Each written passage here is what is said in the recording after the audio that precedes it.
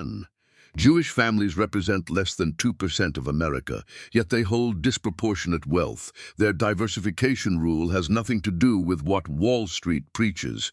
You are about to discover an ancient allocation protocol. And this protocol outperforms modern portfolio theory. At the end, a prayer for your financial survival awaits. Walk into any financial advisor office in America, you will hear the same doctrine. Diversify, diversify, diversify. But that loop is a distortion. Wall Street tells you to spread money across 500 stocks. But when the crash comes, everything falls together. You own everything, and you control nothing. Modern portfolio theory assumes asset correlations reduce risk, but in 2008, correlation converged to 1. The system failed exactly when you needed it most. And Wall Street sold you a mathematical theory that ignores human panic. You bought the theory, you took the loss, they kept the fees. Most people spread their money thin, hoping for safety. And Solomon concentrated it with precision. He understood what Benjamin Graham would later call margin of safety. This is not spreading thin. This is survival architecture. The system profits from your passive over-diversification. And insiders concentrate strategically. You are about to learn how to do the same. A prayer for your financial survival waits at the close. But first, you need to see what Wall Street hid from you. This wisdom has traveled 3,000 years to reach you today. It is time to decode the ancient alternative. Walk into almost any financial conversation in America. You hear the same narrow loop: buy a broad index fund, spread across 500 stocks, lower your risk. But that loop is a distortion. It distorts everything ancient wisdom actually encoded about risk. The modern portfolio was designed to protect the institution. It was not designed to protect the investor. Modern portfolio theory assumes low correlation between assets reduces risk. The math works beautifully on a spreadsheet. It fails violently in a liquidity crisis. Ask yourself this: if owning 500 stocks protects you, then why did everything fall together in 2008? When liquidity dries up, correlations converge to 1. Diversification fails exactly when you need it most. Wall Street sold you a mathematical theory that ignores human panic. In a real crisis, people do not sell logically, they sell everything. The assumption of independence vanishes. Your 500 stocks become one massive sinking ship. You cannot abandon it because you are tied to the mast of an index fund. The cost of over-diversification is dilution. You own 500 companies. You cannot know 500 companies. You have no margin of safety in any single one. You guarantee mediocrity. You cannot outperform the average. If one company triples, your portfolio barely moves. You diluted your upside to buy a false sense of safety. Wall Street designed this system for the institution. They need predictable fee flows. They do not need you to win. They need you to stay passive. They need you to hold the bag while insiders concentrate their capital strategically. The system profits from your passive over-diversification while insiders concentrate strategically. Wall Street tells you that stock picking is dangerous. They say you should just buy the whole haystack. But buying the whole haystack means you buy the weeds with the wheat. You buy failing companies alongside good ones. You buy overvalued assets alongside undervalued ones. You surrender your right to discriminate. Discrimination is the heart of risk management. If you cannot say no to a bad asset, you have no risk management. You have blind exposure. The modern investor has been sold a lie. The lie is that activity equals risk and passivity equals safety. But passive exposure to a broken system is the highest risk of all. Inflation erodes your purchasing power. Fees eat your principal. Taxes drain your gains. And when the crash comes, your 500 stocks fall together. You are told to just hold on. Wait for the recovery. But what if the recovery takes a decade? What if you retire in the middle of the crash? Wall Street does not care about your timeline. They only care about their fee stream. They want your money locked up. They want you blind and passive. They do not want you looking under the hood. They do not want you asking questions. Solomon watched merchants try to spread their risk across too many ventures. He saw them lose focus. He saw them lose control. He saw that spreading thin was not safety. It was surrender. The sages understood this clearly. A man who owns 10 businesses knows none of them. And a man who owns two knows them intimately. He can fix what breaks, he can scale what works. The man with 10 businesses just watches numbers on a page. He is a spectator, not a steward. And you have been taught to be a spectator. You have been taught to buy a slice of everything and hope the pie grows. But Solomon did not build a dynasty on hope. He built it on operational control. And he built it on knowing exactly what was in his hand. He knew where the margins were. He knew where the risks were. He did not dilute his capital across 500 ventures. He concentrated it where he had advantage. And modern portfolio theory ignores the reality of asymmetric risk. It assumes markets are rational. It assumes investors are rational, but markets are driven by fear and greed. When fear strikes, and logic leaves the room, your perfectly diversified portfolio becomes a perfectly correlated disaster. The spreadsheet breaks, the math stops working, and you are left holding the bag. And the system was not designed for you to win. It was designed for you to participate just enough to pay the toll. You are the product. Your capital is the fuel. The machine runs on your passive compliance. And if you start concentrating, you threaten the machine. You take back control. This is not safety. This is slow confiscation. And now here is something extraordinary. The ancient Hebrews formalized a risk protocol. This protocol bypassed the flaw of over-diversification entirely. Consider what that means in practical terms. Ecclesiastes 11:2 says, "Give portions to 7, yes to 8, for you do not know what disaster may come upon the land." Notice the word portions, not crumbs, not fragments, portions. And Solomon is teaching concentrated architecture. This is not abstract charity advice. This was portfolio construction. This was survival mathematics. The Hebrew word for portion here is chelek. And it means a distinct, meaningful allotment. It implies a slice large enough to matter if it succeeds. Solomon is not describing spreading capital so thin that no single position can move the needle. And he is describing operational control across a finite number of streams. This was not philosophy. This was engineering. Solomon watched kingdoms fall because kings borrowed gold to fight wars they could not afford. And he saw what happened when wealth was tied to a single source. A drought starved the agricultural economy. A war destroyed the trade routes. A plague decimated the workforce. Solomon understood that survival required architectural redundancy. And the Talmudic sages later formalized this survival mathematics. They understood that true risk management requires redundancy. It does not require infinite dilution. 7 streams meant 7 distinct sources of provision. And if one dried up, 6 remained. If 2 failed, 5 remained. This was not theory. This was a survival protocol developed across centuries of displacement and economic warfare. And the Jewish people faced constant instability. They were exiled, persecuted, and barred from owning land. They could not rely on a single economic system. They had to build portable wealth. And they had to build diversified skill sets. They built enterprises, real estate holdings, skill-based income, and community lending pools. Each portion had to be deep enough to sustain a household. 7 was the architecture of survival. 500 was the architecture of noise.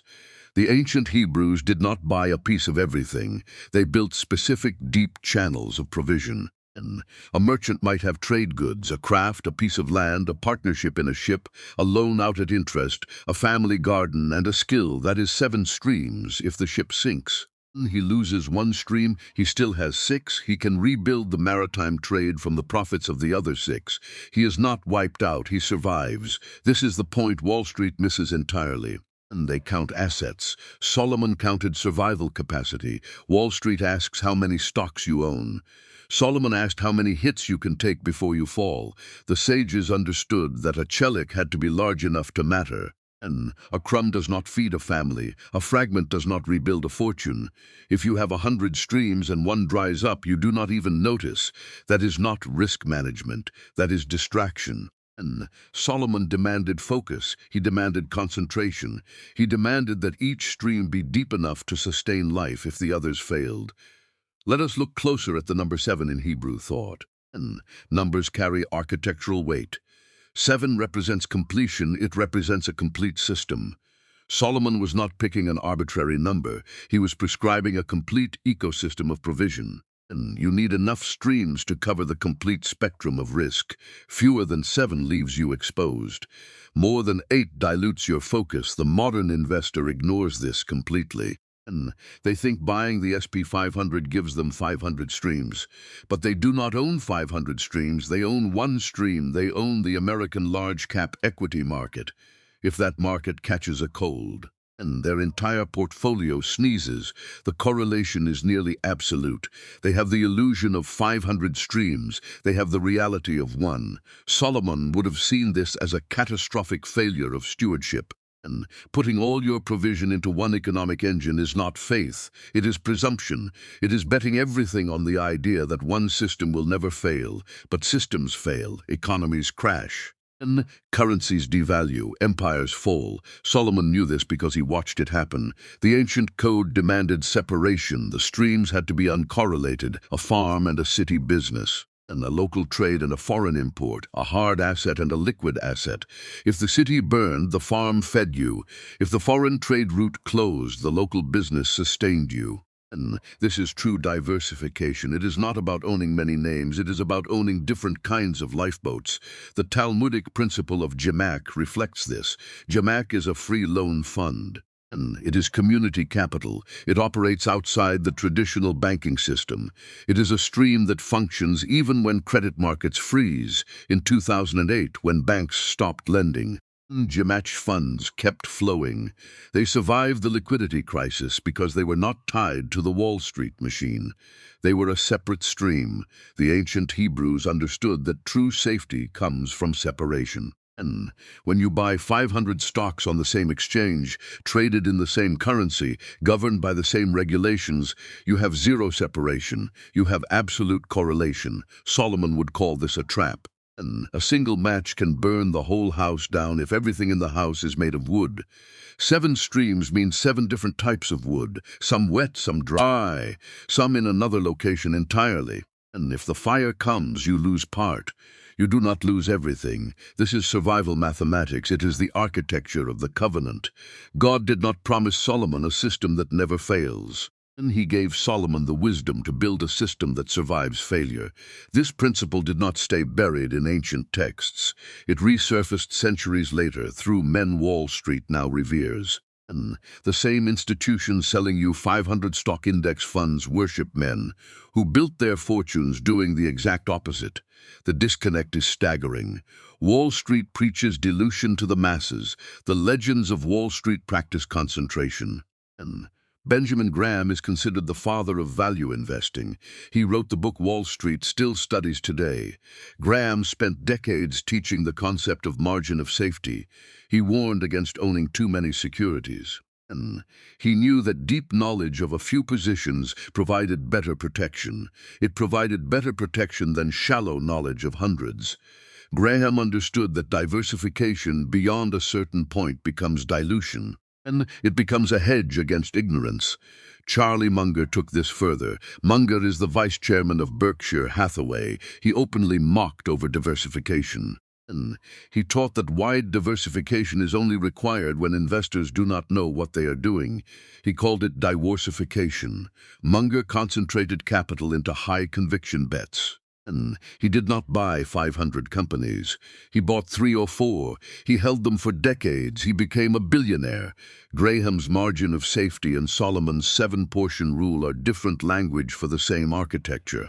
And same foundation era, identical result. Wall Street says spread wide to reduce risk. Ancient Hebrew said concentrate enough in 7 streams so losing one survives you. And same goal. Opposite execution. 7 is not a magic number. It is architectural redundancy. You build 7 so that losing 6 still leaves you standing. Try doing that with a 500 stock index. And if one company in the SP 500 triples, your portfolio barely moves. You diluted your upside to buy a false sense of safety. You guaranteed you would never fail badly. You also guaranteed you would never win big. And the institutions want you average. Average is predictable. Average is manageable. But Solomon did not build an average kingdom. He built a dynasty. A dynasty requires concentration. And it requires conviction. It requires the courage to put meaningful portions into specific ventures. Munger and Graham rediscovered what Solomon encoded 3,000 years ago. They did not invent the margin of safety. And they translated it. They proved it works in modern markets. Wall Street sells you the index fund because it is easy to scale. It is easy to charge fees on. It is impossible for the individual to use it to build true wealth. And you just track the market. You become a passenger. Solomon, Graham, and Munger all demand the same thing. They demand that you know what you own. They demand that you own enough of it to matter. And they demand that you can survive if it fails. This is the ancient code that built empires. The ancient code that built empires is now in your hands. Wall Street tells you that you cannot time the market. And they tell you that you cannot pick stocks, so they tell you to buy everything and hold it forever. But Munger proved that you can pick stocks if you do the work. Graham proved that you can find a margin of safety if you dig deep enough. And Solomon proved that concentrated architecture outlasts scattered bets. The financial industry has a vested interest in keeping you passive. If you start concentrating, you start asking questions. And you start reading balance sheets, you start evaluating management. You become an owner, not a gambler. The industry does not want owners. They want gamblers who blindly feed the slot machine. And the index fund is the ultimate slot machine. You put your money in, you pull the lever, you hope the overall market goes up. You have no control over the outcome. The seven-stream architecture gives you back control. And you are no longer gambling on the whole market. You are building specific channels of provision. You are building a real estate rental. You are building a small business. You are building a skill that the market demands. And you are buying equity in a company you actually understand. You are lending capital locally. You are creating intellectual property. These are streams. They do not crash together when the stock market falls. And they operate independently. They survive independently. Graham taught that the margin of safety is the central concept of investing. It means buying an asset for less than it is worth. And it means building a buffer against error. Solomon built the same buffer. He did not put 10% in agriculture and 90% in shipping. He spread it across 7 uncorrelated ventures. And his buffer was architectural. If shipping failed, agriculture carried the load.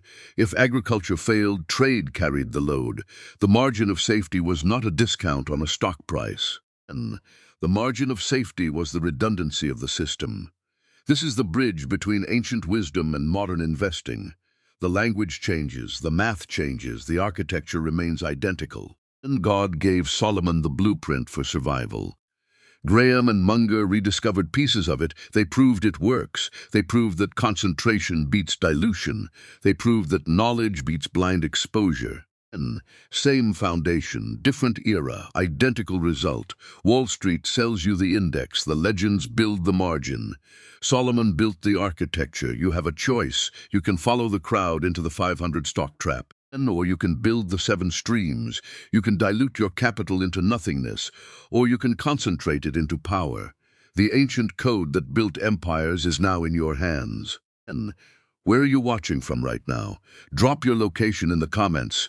I want to see how far this wisdom is reaching across the world. And here is the actionable framework.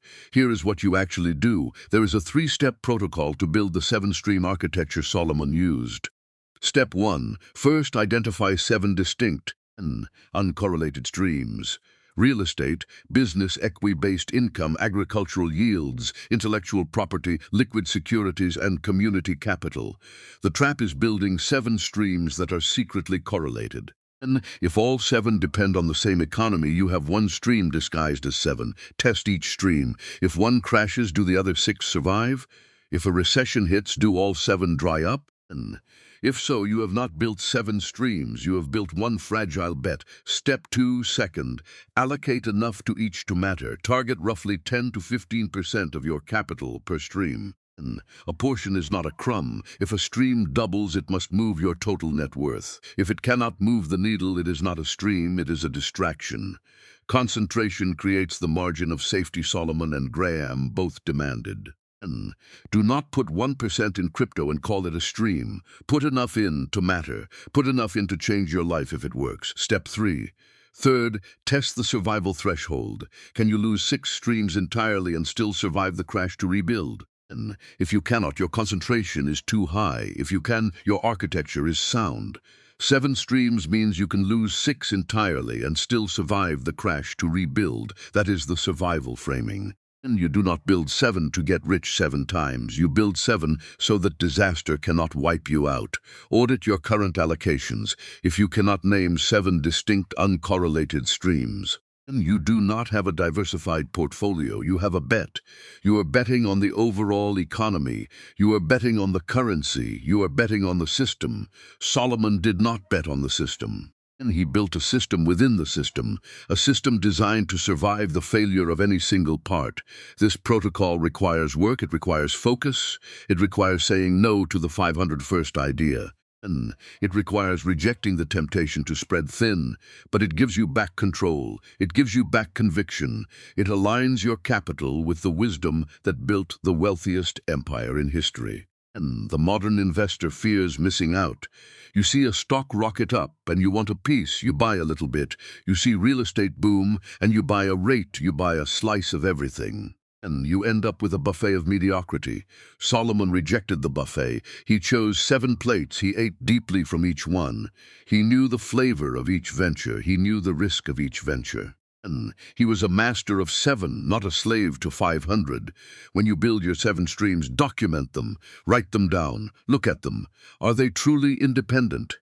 Real estate and real estate stocks are the same stream. And a job and a side hustle in the same industry are the same stream. Force separation.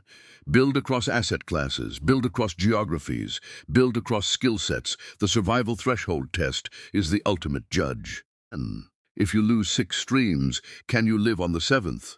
If the answer is yes, you have built the architecture of Solomon. You have built the margin of Graham. You have built the conviction of Munger. You are free from the trap of dilution. But here is the deeper insight. Over-diversification is not just a financial problem. It is a faith problem. It reveals what you believe about provision. When you spread your money across 500 anonymous companies, you declare something. You declare that God's wisdom is insufficient to guide specific decisions, so you will create your own safety through passive dilution. You do not trust Him to show you where to plant. So you scatter seed everywhere and hope something grows. Fear dressed as caution is one of the most expensive spiritual conditions a person can carry into their financial life. Solomon did not spread thin because he trusted the system. He concentrated because he trusted the architect. He believed God would guide his specific steps. He believed God would show him the margin of safety. If this teaching has equipped you with something you can apply this week, subscribe to this channel. More of this ancient wisdom is waiting here, decoded and applied to the world you actually live in right now. Close your eyes if you can, or align your thoughts with mine right now. Father, we come before you as stewards of what you have provided. We confess that we have trusted the systems of men more than the wisdom of your word. We have spread our resources thin out of fear rather than building with concentrated faith. Forgive us for diluting the provision you gave us. Forgive us for seeking safety in numbers rather than seeking safety in your guidance. Grant us the wisdom of Solomon. Teach us to build 7 distinct streams with diligence and care. Give us the courage to concentrate our efforts where you provide margin of safety. Break every chain of financial fear and passive surrender. Deliver us from the trap of dilution. We surrender our wallets, our portfolios, and our future earnings to your lordship. And make us faithful builders who survive every crash. May every enterprise we build bring honor to you and provision to our families. In the name of Jesus, amen. And go build with precision, 7 streams, each one deep enough to matter. Do not surrender to the noise of over-diversification. Do not accept the mediocrity of the system. Take back control of what God has entrusted to you. The blueprint is ancient, the ground beneath you is solid, and the one who gave Solomon his discerning heart has not changed and is not changing. You are free.